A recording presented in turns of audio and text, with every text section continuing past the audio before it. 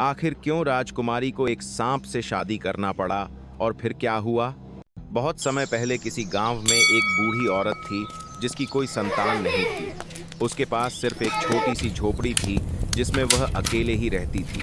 वह हर रोज जंगल में जलाने के लिए लकड़ी इकट्ठा करने जाती थी। एक दिन एक छोटा सा सांप उसकी लकड़ियों के गट्ठर में घुस गया। इस पर उसने ध्यान नहीं दिया और बूढ़ी औरत ने लकड़ियों को अपने कंधे पर उठा लिया और घर लौट आई। जब उसने लकड़ियों को फर्श पर गिराया तो सांप बाहर निकल आया और वह बिल्ली के साथ खेलने लगा। बूढ़ी औरत ने सांप को अकेला छोड़ दिया क्योंकि उसकी कोई संतान नहीं थी, तो उसने उसे अपना बेटा समझकर रख लिया। समय बीतता गया और वह सांप कुछ समय बाद बड़ा हो गया। तुम एक दिन राजा उस के सांप ने पास उससे जाओ कहा, और उसे कहो कि वो अपनी बेटी से मेरा विवाह कर दे। औरत ने जेगा। कहा, ठीक है मेरे बेटे। लेकिन तुम कैसे उम्मीद कर सकते हो कि राजा तुम्हें अपनी इकलौती बेटी देगा? कहानी के इस मोड़ पर बस एक पल ठहरिए। लाइक से अपना प्यार जताइए, कमेंट में बचपन की कहानियां लिखकर अपनी यादें बांटिए और सब्सक्राइब करके इस सफर में हमारे साथी बन जाइए। अब लौटते हैं असली जंग पर। तुम तो इससे एक कोई सांप फर्क हो। नहीं पड़ता माँ, वैसे भी जाओ और हम देखेंगे कि राजा क्या कहता है। बूढ़ी औरत ने सांप के कहे अनुसार ही किया और राजा से मिलने चली गई। जब बूढ़ी औरत महल के द्वार के पास पहुंची, पहरेदार ने उससे पूछा कि उसे क्या चाहिए और राजा से उसका क्या काम है। उन्होंने उसे अंदर नहीं जाने दिया। फिर भी बूढ़ी औरत ने राजा से अकेले मिलने पर जोर दिया। आखिरकार पहरेदार ने उसे जाने की अनुमति दे दी। वह राजा के पास गई और उससे कहा, मैं इस बात से बहुत शर्मिंदा हूँ, लेकिन मैंने आपसे पूछने का वादा किया था, इसलिए मैं पूछूंगी। मेरा बेटा एक सांप है और वह आपकी बेटी से शादी करना चाहता है। जब राजा ने यह सुना तो वह क्रोधित हो गया और उसने बूढ़ी औरत को सीढ़ियों से नीचे धकेल दिया, जिससे उसके पैर में चोट लग गई। वह लड़खड़ाती हुई घर लौटी और सांप को कोसने लगी क्योंकि अब वह अपंग हो गई थी। सांप ने उससे कहा, अपने पैर की चिंता मत करो, मैं इसे ठीक कर दूंगा, लेकिन तुम्हें अभी हार नहीं माननी चाहिए। फिर सांप ने अंगूठी निकाली, उस पर फूंक मारी और कहा, बूढ़ी औरत का पैर ठीक हो जाए। तुरंत उसका पैर ठीक हो गया। अगली सुबह सांप ने बूढ़ी औरत को फिर राजा के पास भेज दिया और वही हुआ। लात घूंसों और पिटाई के बाद उसने कसम खाई कि वह फिर कभी महल में पैर नहीं रखेगी। तीसरे दिन सांप ने उससे कहा, बार फिर से राजा के पास जाओ और विवाह का प्रस्ताव रखो। बूढ़िया पहले तो अनिच्छुक थी, लेकिन सांप ने वादा किया था कि यह आखिरी बार है, इसलिए वह राजा के पास वापस गई। बूढ़ी औरत राजा के पास पहुंची और बोली, महाराज, मुझे अपने बेटे के लिए आपकी बेटी को पत्नी के रूप में लेना होगा, अन्यथा मैं बहुत बड़ी मुसीबत में पड़ जाऊंगी। राजा ने हंसते हुए कहा, मैं अपनी बेटी को कुछ शर्तों के तहत तुम्हारे बेटे को दूंगा। कल तक तुम्हारी झोपड़ी मेरे जितनी बड़ी महल बन जानी चाहिए। तुम्हारे दरवाजे से मेरे दरवाजे तक का रास्ता रेशम से बना होना चाहिए और 400 सेवक घोड़ों पर सवार होकर प्रतीक्षा कर रहे होने चाहिए, जो धरती पर मौजूद हर रंग के कपड़े पहने हुए हो। अगर तुम कल सुबह तक यह सब कर सकती हो तो मैं अपनी बेटी की शादी तुम्हारे बेटे से कर दूंगा। बुढ़िया ने यह सब सुनकर चली गई। इस बार उसे लात घूंसे नहीं मारे जाने की खुशी थी। उसने सांप को बताया कि राजा ने क्या कहा था और सांप ने कहा, बस इतना ही, सब कुछ समय पर तैयार हो जाएगा। जब आधी रात हुई तो सांप ने एक अंगूठी निकाली और उस पर फूंक मारी और कहा, बुढ़िया की झोपड़ी राजा के महल से भी बड़े महल में बदल जाए। हमारे दरवाजे और राजा के दरवाजे के बीच का रास्ता रेशम से बन जाए और हर रंग के कपड़े पहने हुए घोड़े पर सवार 400 सेवक हमारी आज्ञा का इंतजार करें। इतना कहते ही झोपड़ी एक भव्य महल में बदल गई। बुढ़िया और राजा के महल के बीच रेशम का रास्ता बनाई हुए गया और 400 सेवक घोड़ों पर हर रंग के कपड़े पहने महल के चारों तरफ से पहरा देने लगे। जब सांप ने अपना काम पूरा कर लिया तो वह सोने के लिए लेट गया। अगली सुबह जब राजा उठे तो उन्होंने खिड़की से बाहर देखा तो एक बहुत बड़ा शानदार महल दिखाई दिया। यह देख राजा आश्चर्य में पड़ गए कि यह किसका महल है। उन्होंने अपनी पत्नी को बुलाया और उससे पूछा, क्या यह वास्तव में एक महल है या मेरी आंखें मुझे धोखा दे रही है? उसकी पत्नी ने उत्तर दिया, हाँ स्वामी, यह एक महल है। कल वहां एक झोपड़ी थी जो एक बूढ़ी औरत की थी। तब राजा को उन शर्तों की याद आई जो उसने बूढ़ी औरत से रखी थी, और वे दोनों अपनी बेचारी बेटी के भाग्य पर विलाप करने लगे। अब उसे सांप से शादी करनी होगी, क्योंकि उन्होंने अपना वचन दिया था और उसे तोड़ नहीं सकते थे। इधर सांप शादी के लिए उत्सुकता से तैयार होकर घोड़े पर सवार अपने सैनिकों के साथ चल दिया। राजा दुखी मन से राजकुमारी और सांप की शादी करवा दिया। विवाह संपन्न होने के बाद जब सांप राजकुमारी के कक्ष में गया, तब राजकुमारी सांप को देख डर के मारे चिल्ला उठी। राजकुमारी के डरने से सांप अपनी त्वचा उतार दी और इतना सुंदर युवक बन गया कि वह पूरी तरह से अभिभूत हो गई। फिर सांप ने कहा, मेरी प्यारी पत्नी, कभी किसी को यह मत बताना कि मैं रात में इंसान हूँ और पर इंसान हूँ, दिन में सांप, क्योंकि अगर तुम ऐसा करोगी तो मैं गायब हो जाऊंगा और तुम मुझे फिर कभी नहीं पा सकोगी। लड़की ने कहा, ठीक है, मैं किसी को नहीं बताऊंगी, लेकिन कम से कम मुझे यह तो बताओ कि तुम्हारा नाम क्या है। उसने उसे बताया कि उसका नाम लखन है। अगली सुबह राजा ने अपने दूत को सांप के महल में यह पता लगाने के लिए भेजा कि क्या उसकी बेटी अभी भी जीवित है। जब दूत ने यह देखा कि लड़की बिल्कुल ठीक है और खुश भी है, तो उसने राजा को बताया, महाराज, चिंता करने की कोई जरूरत नहीं, राजकुमारी बिल्कुल ठीक है और बहुत खुश है। यह सुन राजा को संदेह हुआ और उसने जो सुना था उस पर विश्वास नहीं किया। अगले हफ्ते राजा ने अपनी बेटी और सांप को दोपहर के भोजन पर आमंत्रित करने के लिए एक नौकर भेजा। जब उसकी बेटी और दामाद आए तो लड़की की मां रोते हुए कहा, ओह मेरी बेचारी बेटी, हमने तुम्हें इतना दुख दिया है, तुम कितनी दुखी हो। लेकिन लड़की ने जवाब दिया कि वह बहुत भाग्यशाली महसूस करती है। कुछ दिनों बाद शहर के दूसरे हिस्से में एक भव्य विवाह समारोह होने वाला था, जिसमें राजा और उसकी बेटी को आमंत्रित किया गया था। सांप ने अपनी पत्नी से कहा, तुम जाओ, मैं आज शाम को आऊंगा ताकि किसी को पता ना चले कि यह मैं हूं जो मनुष्य में बदल गया हूं। और याद रखो, तुम जो जानती हो उसे किसी को मत बताना, क्योंकि अगर तुम ऐसा करोगी तो तुम मुझे फिर कभी नहीं देख पाओगी। लड़की अकेली विवाह समारोह में चली गई और जब रात हुई तो सांप ने अपनी खाल उतारी और एक सुंदर युवक बनकर चल दिया। जब दोनों वहां पहुंचे तो सभी लोग आश्चर्य से खड़े हो गए, क्योंकि उन्हें लगा कि कोई देवदूत अभी अभी आया है।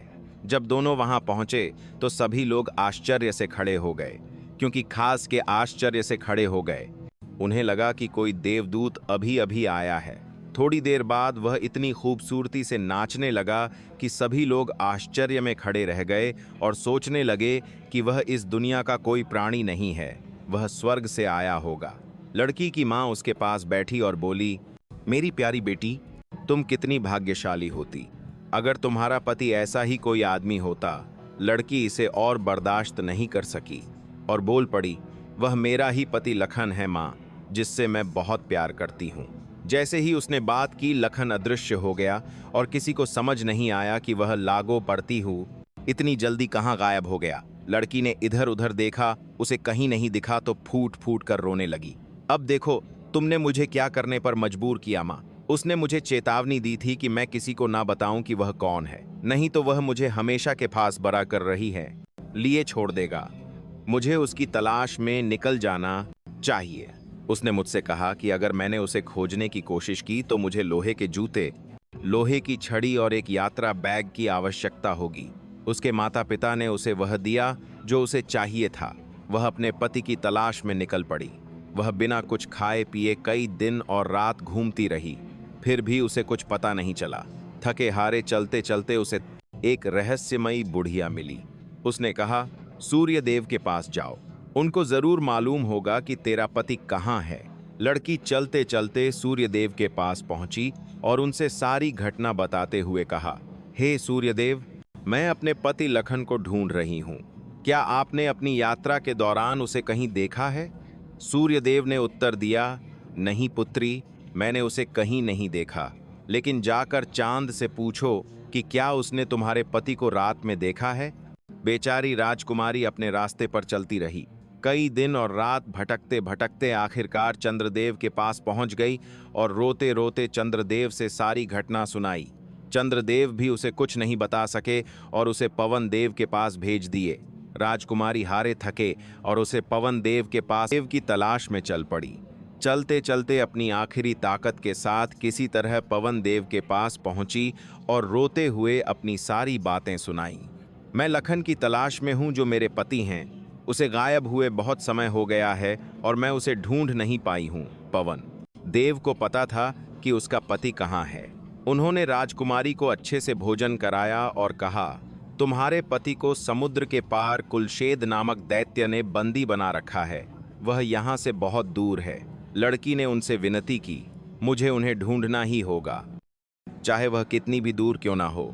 मैं आपसे विनती करती हूँ पवन देव, कृपया मुझे अपने साथ समुद्र के पार ले चले। पवन देव ने कहा, मैं तुम्हें अपने साथ ले जाना चाहता हूँ, लेकिन मुझे डर है कि तुम रास्ते में गिर जाओगी क्योंकि मैं बहुत तेज हूँ। लड़की ने उन्हें आश्वस्त किया कि मैं नहीं गिरूंगी, कृपया मुझे अपने साथ ले चलिए। पवन देव को राजकुमारी पर दया आ गई और उसने उसे अपनी काकार करता है पीठ पर उठा लिया और कहा, मेरे बालों को पकड़ो और नीचे मत देखो, नहीं तो तुम्हें चक्कर आ जाएगा। पवन देव ने एक तेज झोंका मारा और लड़की को समुद्र के पार ले जाकर एक झरने के पास छोड़ दिया। यह बेचारी राजकुमारी अभी आराम करने के लिए बैठी ही थी कि भयानक दहाड़ गूंजी। झरने के पास कुलशेद प्रकट हुआ और राजकुमारी को देखते ही खुशी से उछलने लगा। उसने राजकुमारी को पकड़ लिया और उसे अपने घर ले गया, जहां लखन को बंदी बनाकर रखा था। जब दैत्य ने राजकुमारी को पकड़कर अपने घर लाया तो लखन ने अपनी पत्नी को तुरंत पहचान लिया, लेकिन कुछ कहने की हिम्मत नहीं हुई क्योंकि वह कुलशेद से डर गया था। यह सुनिश्चित करते हुए कि कुलशेद को पता न चले, उसने अपनी अंगूठी एक जग में फेंक दिया ताकि राजकुमारी को पता चले कि वह यहाँ है, और यह काम कर गया। जब वह जग को धो रही थी तो अंगूठी उसके हाथ में आ गई और उसने तुरंत पहचान लिया कि यह उसके पति की अंगूठी है। और जब वे एक दूसरे से मिले तो उन दोनों ने एक दूसरे को नहीं पहचानने का अभिनय किया क्योंकि दैत्य उन दोनों को खा जाता। दोनों को बातें करते हुए दैत्य चुपके से सुन लिया कि यह दोनों पति पत्नी हैं। दैत्य ने यह सोचकर उन दोनों को खूब खिलाया ताकि बाद में वह उन्हें एक एक करके खा सके। एक दिन दैत्य ने राजकुमारी से कहा, जब मैं रात के खाने के लिए वापस आऊंगा तो मुझे किसी इंसान का मांस पका हुआ चाहिए, और अगर ऐसा नहीं हुआ तो मैं तुम्हें खा सके जाऊंगा। बेचारी राजकुमारी सोच रही थी कि क्या करें, तभी उसका पति जाग गया और उसने पूछा कि वह क्या सोच रही है। उसने उसे दैत्य के आदेशों के बारे में बताया और कहा कि वह सोच रही है कि उनका पालन कैसे करें। लखन ने कहा, मुझे सब कुछ संभालने दो। उसने जंगल से एक मरे हुए हिरण को लाया और छोटे छोटे टुकड़े करके पका दिया। जब शाम को दैत्य घर आया और उसने राजकुमारी से पूछा कि क्या उसने अपना काम पूरा कर लिया है, तो उसने जवाब दिया, हाँ, मैंने अपना काम पूरा कर लिया है। दैत्य ने सोचा, यह लड़की किसी इंसान का मांस कैसे पका दी। उसको संदेह हुआ कि यह सब उसके पति लखन ने किया है। अगले दिन दैत्य ने राजकुमारी से फिर कहा, जब मैं शाम को घर वापस लौटूं तो मुझे तुम्हारे आंसुओं से भरा हुआ 2 बर्तन चाहिए, और अगर ऐसा नहीं हुआ तो मैं तुम्हें खा जाऊंगा। जब दैत्य चला गया तो राजकुमारी ने दोनों बर्तनों को भरने के लिए रोने लगी। रोते रोते थक गई, पर बर्तन उसके आंसुओं से नहीं भरा। जब उसका पति उठा तो उसने अपनी पत्नी को रोते हुए देखा तो उससे पूछा कि क्या बात है। उसने बताया कि दैत्य ने आंसुओं से भरे 2 बर्तन मांगे हैं और अगर नहीं मिले तो वह उसे खा जाएगा। लखन ने उससे कहा, तुम कितनी मूर्ख हो, क्या तुम्हें लगता है कि तुम इन बर्तनों को आंसुओं से भर सकती हो? जाओ, तुम विश्राम करो और मुझे यह काम करने दो। लखन दोनों बर्तनों में पानी भरकर उसमें नमक मिलाकर रख दिया। जब शाम को दैत्य वापस आया और उसने पूछा कि क्या उसने अपना काम पूरा कर लिया है, तो राजकुमारी बोली, हाँ, मैंने दोनों बर्तनों को अपने आंसू से भर दिया है। दैत्य ने जाकर देखा तो दोनों बर्तन वास्तव में आंसुओं से भरी हुई थी। उसने उस तरल को अपने जीभ पर रखा तो उसे बिल्कुल आंसू जैसा नमकीन महसूस हुआ। दैत्य को फिर से उस पर संदेह हुआ कि यह काम उसके पति लखन का है। यह सोचकर दैत्य लखन से नफरत करने लगा और उसने योजना बनाई कि वह उसे कैसे खाएगा, लेकिन लखन को खतरा महसूस हुआ। इसीलिए उसने पुराने कपड़े पहने और दैत्य के जंगल में लकड़ी काटने चला गया। दैत्य ने जंगल में चारों तरफ लखन को खोजने लगा, लेकिन वह नहीं मिला। एक दिन जब दैत्य जंगल से गुजर रहा था, तभी जंगल से लकड़ी काटने की आवाज दैत्य के कानों में पड़ी। भागते हुए उस आदमी के पास आया और गुस्से में उससे बोला, मेरे जंगल में लकड़ी क्यों काट रहा है? उस आदमी ने बोला, हे दैत्य महाराज, मैं एक गरीब आदमी हूं और एक युवक के लिए ताबूत बना रहा हूं जो अभी अभी मरा है। दैत्य ने पूछा, वह युवक कौन था? आदमी ने बोला, एक बहुत ही सुंदर लड़का था, बिल्कुल किसी राजकुमार जैसा, और उसका नाम लखन था। जब दैत्य ने सुना कि लखन मर गया है तो वह बहुत खुशी से उछलने लगा और उसको बिल्कुल संदेह नहीं हुआ कि जो आदमी लकड़ी काट रहा था वही लखन है। आदमी ने पूछा, क्या तुम उस लड़के को जानते हो? दैत्य ने उसे सारी बातें बताईं कि कैसे उसे बंदी बनाकर रखा था। दैत्य ने उससे बात करते करते ताबूत के अंदर चढ़ गया। जैसे ही दैत्य ताबूत के अंदर चढ़ा, लखन ने तुरंत तक कर रहा था ताबूत को बंद कर उसमें आग लगा दिया। जब उसने यह सुनिश्चित कर लिया कि दैत्य जलकर राख हो गया है, तो वह घर लौट आया और अपनी पत्नी से सारी बातें बताईं, और फिर उन्होंने अपना सारा सामान लेकर खुशी खुशी वापस अपने महल चला आए। दोनों महल में खुशी से लेकर बादा देश खार कर रहा है, और फिर वह घर लौट आया, रहने लगे, और लखन जो कभी श्राप के कारण सांप था, अब वह इंसान के रूप में आ गया। दोस्तों, यह कहानी आपको कैसी लगी कमेंट बॉक्स में ज़रूर बताएं, और अपना बहुमूल्य समय देकर पूरी वीडियो देखने के लिए आपको बहुत बहुत धन्यवाद।